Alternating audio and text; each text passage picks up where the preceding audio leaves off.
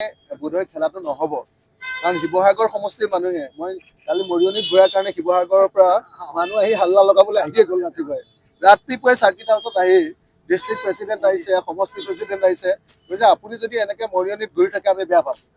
কিন্তু মই মৰিয়নিত মোৰ নিজৰ সমষ্টি, তাত ঘূৰিবই লাগিব, মৰিয়নিটো এবাৰ জিকাব লাগিব। ৰূপজ্যোতি কুৰ্মীক হৰুৱাটো আমাৰ এটা জাতীয় দায়িত্ব।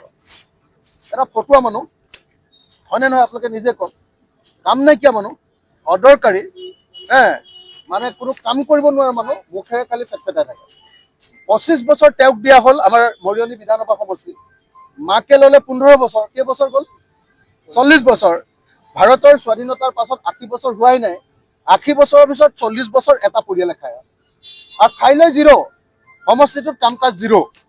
মই হাইস্কুলত পঢ়ি থাকোঁতে ক্লাছ 8ৰ পৰা ক্লাছ 10লৈকে হেমলাই হাইস্কুললৈ চাইকেল লৈ যাওঁতে সদায় ধুদৰালিটো ভাগি আছিলে, আৰু আজি 2026 চনতো মই যিদিনাই যাওঁ ধুদৰালিটো সদায় ভাগিয়ে থাকে।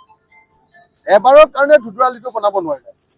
40 বছৰ তাতে MLA কৈ আছে ৰূপজ্যোতি কুৰ্মীৰ পৰিয়াল, কেতিয়াবা মাক কেতিয়াবা তেওঁ। গতিকে এই ৰূপজ্যোতি কুৰ্মী পৰিয়ালক এবাৰ আমি বিদায় দিবলৈ সিদ্ধান্ত লৈছোঁ, মৰিয়নিৰ ৰাইজে বিদায় দিবলৈ সিদ্ধান্ত লৈছে। কুৰ্মী পৰিয়ালক আৰু এইবাৰ আমাৰ মৰিয়নি সমষ্টিত MLA হ'বলৈ দিয়া নহ'ব। এইবাৰ আমি সিদ্ধান্ত গ্ৰহণ কৰিছোঁ যে এইবাৰ আমাৰ মৰিয়নি বিধানসভা সমষ্টিত আপোনালোকে জানে যে এইবাৰ কলিয়াপানী ডেভেলপমেণ্ট ব্লকটো সোমাই গ'ল। গতিকে সাংঘাতিক ধৰণে এতিয়া খিলঞ্জীয়া অসমীয়া মানুহৰ মানে আপোনাৰ বৃদ্ধি পালে। গতিকে আমি আশা কৰিছোঁ যে এইবাৰ আমি সকলোৱে মিলি ৰূপজ্যোতি কুৰ্মীক এইবাৰ পৰাজিত কৰিব পাৰিম, আৰু ৰূপজ্যোতি কুৰ্মীক পৰাজিত কৰি তেওঁৰ ফেকফেকনি, তেওঁৰ উৎপাত সেইটো বন্ধ কৰিব পাৰিম। তেওঁ উপদ্ৰৱ, তেওঁ সমষ্টিটোক যিধৰণে অপমানিত কৰি আছে বেয়া বেয়া শব্দ কৈ সদায়, গতিকে আমি এটা নতুন যুগ এটা মৰিয়নি সমষ্টিত আৰম্ভ কৰিব পাৰিম। মই নিজে দায়িত্ব ল'ম মৰিয়নিৰ উন্নয়নৰ, মৰিয়নিৰ উন্নয়নৰ, আৰু এইবাৰ যদি চৰকাৰৰ অংশীদাৰ হওঁ তেতিয়াহ'লে মৰিয়নিটো কেনেকৈ ডেভেলপ কৰিব লাগে সেই দায়িত্ব মোৰ হাতত থাকিব, যিহেতু মই নিজে মৰিয়নি সমষ্টিৰ মানুহ।